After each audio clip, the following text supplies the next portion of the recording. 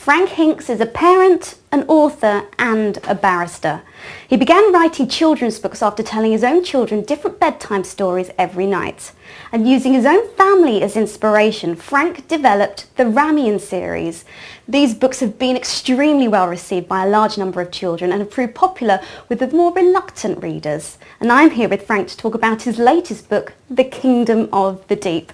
Now Frank, The Kingdom of the Deep, it's the 13th book in the Ramion series, and we found out before that you came up with it through conversations with your children. So could you tell me more about it?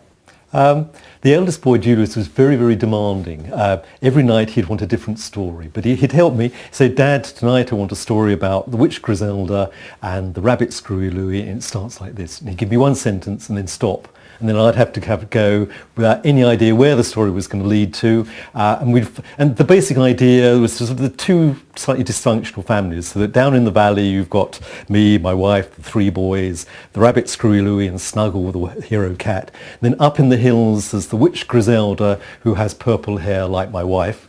The rabbit, the Boris the Skull, who I suppose is based on me, and the three dim-daft dwarves who are the guards, Giulioso, Aliano and Benjo, of course, are the disgusting side of the boys.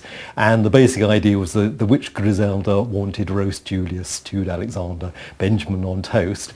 And the idea of the stories was, the boys were continually in danger of being eaten, and we'd have to find some trick to stop it. So how did The Kingdom of the Deep come to be written?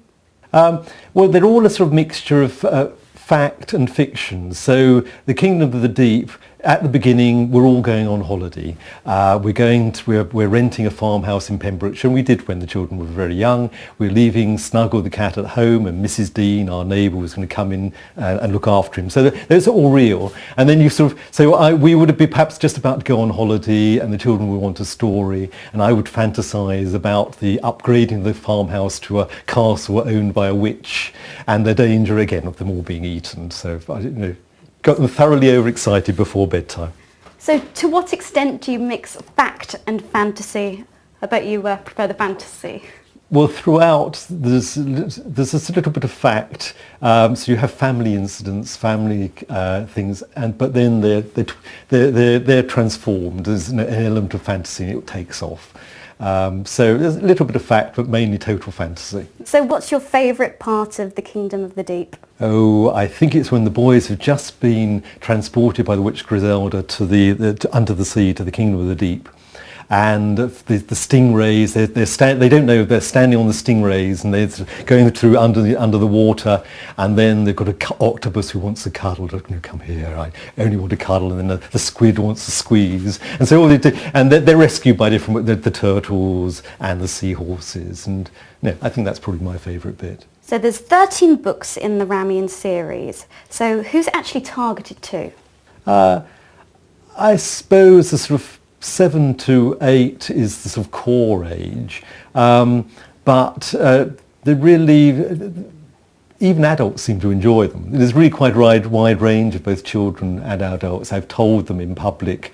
We have a little a music festival based on our house every summer. We've been having it since about 1990. And for some years we used to have one. I used to tell one of the stories as part of the children's events on the Saturday morning. And we'd have quite a large audience of both children and adults. And they seemed to enjoy it, or at least they were polite. So what do you think children actually search for in a book? I think they want something that will grip them and carry them away to a new world. It's different, so it needs to be exciting, fast-paced, and they have to enjoy it. You need humour as well, but what it mustn't be is a duty. So it's got to be fun. How do you conceive your plot ideas? Well, plots for really all the stories, they all originate from these bedtime stories. Or some of the different characters I would invent with the children.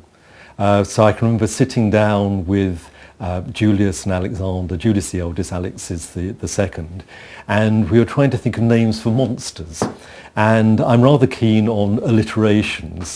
And Julius, he was the eldest, he'd been 6 or 7, he understood alliteration. And so we were having venomous vampires and mystic mummies and globerous ghosts. But Alex, who's dyslexic and 4 or 5, never quite got alliteration. And the closest he got was the Ducky Rocky. And so what on earth is the Ducky Rocky? So I had to think what the Ducky Rocky was. And the Ducky Rocky was a duck who grew a shell to protect it from the hunter's guns. And the shell grew so heavy that he sank to the bottom of the pond, where he stayed and had just came up for air once or twice a day. So all sorts of characters just came from the children. Now my next book is called The Blizzard Wizard.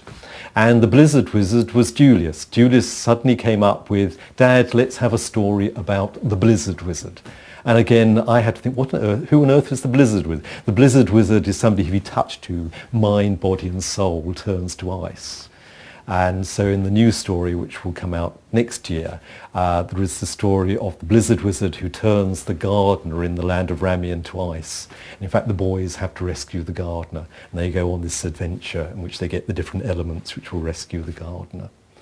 So stories just come out of there, sort of tiny, just the whole story of the Blizzard Wizard just comes out of Julius saying two words, Blizzard Wizard, and then that sparking my imagination. And a lot of the ideas we just developed together. So I'm not sure whether I sort of slightly worry one day I will run out of, because it's now getting more and more distant, whether they're going to run out of ideas and that will be the end. So how long did it take you to write the book? Just one story has sort of 34 paintings, and these are the paintings on the wall. I started off painting them in A4, now do them in A5, but each painting, so they're drawn in ink pen to begin with, and then they're painted. And to do a whole series of 34 takes quite a long time. But I reckon now I can do a story. My aim now is to do a story a year and see how long I can keep it up before I die of exhaustion or boredom or something. Or nobody wants to read them anymore. So do you prefer being a barrister or a children's author? Well, I don't know. Parts of me are slightly at war with themselves. So, the barrister thinks, why on earth are you doing, wasting your time writing all these children's stories and illustrating? Whereas the children's story part thinks, what a dry, dull chap you are as a barrister. Why you're wasting your time being a barrister? So the two of them fight it out. I live with it somehow. So what are the future plans for the Ramion series? I've got a whole series of different stories planned. So for next year it's going to be the Blizzard Wizard. I think I've already done about 20 of the illustrations for the Blizzard Wizard. I hope to finish off the remaining 14 in the next couple of months. And then the next story is a story which is so grim that I don't know whether I dare to have it published. It's called The Body Collector. And in which the witch Griselda has an idea which is so horrid it shocks even her. She will give Boris back his body, have his children, and that should fill the larder. Anyway, whether I dare to ever have it published, I don't know.